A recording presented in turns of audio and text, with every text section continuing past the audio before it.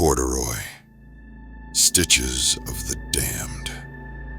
In a crumbling department store, beneath flickering neon lights that hummed like dying insects, sat Corduroy, an old bear with stained green overalls and darkened fur matted with whispers of past secrets. His button eyes, lifeless yet watchful, followed shadows passing by, yearning hungrily.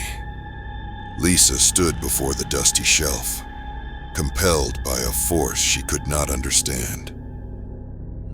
"I want that one," she whispered, pointing hesitantly at Corduroy. Her mother's face tightened with unease, an instinctive fear pulling her away.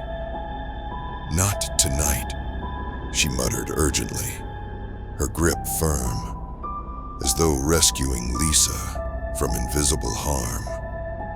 Darkness fell heavily upon the store, suffocating and absolute. Corduroy stirred from his silent vigil, threadbare paws creaking softly. His missing button was not merely lost, but torn violently, leaving a raw, open wound where darkness seeped. He crawled forth in jerking, unnatural movements, joints cracking with each agonizing step. The floorboards moaned beneath his weight, echoing like distant wails. Shadows whispered eagerly around him, breathing life into his tattered form. Ascending the stairs, he passed mannequins whose faces contorted silently in agony, their limbs subtly trembling at his approach. Corduroy paused before a decrepit mattress, stained deeply with rust-colored marks. He reached for a button sewn crudely onto a pillow, its surface streaked with mold and decay. A sudden creak behind him froze his movements. The night watchman stood trembling, flashlight shaking violently. "Who's there?" the guard stammered weakly. Corduroy turned slowly, button eyes glinting darkly, as an unsettling grin stretched across his stitched mouth. The guard's breath caught painfully in his throat, paralyzed by dread.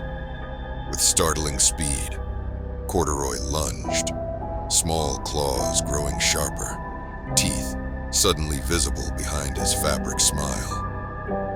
The guard's flashlight fell, shattering on the ground, plunging them into complete darkness.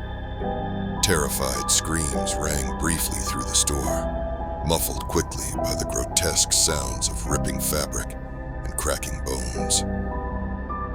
When morning arrived, Lisa returned eagerly, finding Corduroy back on his shelf, the green fabric stained darker now, threads quivering faintly, as if still absorbing the night's events.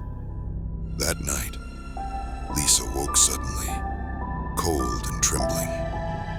Her mother's comforting silhouette stood in the doorway, voice unusually hollow. "I've brought you a gift, sweetheart."